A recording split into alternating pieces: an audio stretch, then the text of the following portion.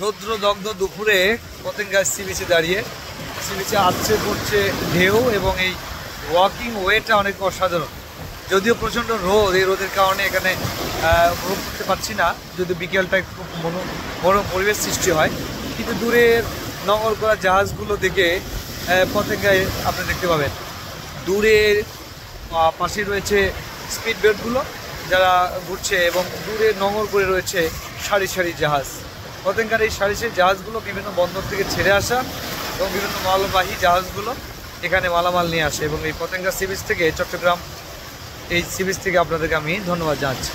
নমস্কার, এই সি বিচে আপনাদেরকে ধন্যবাদ জানাচ্ছি।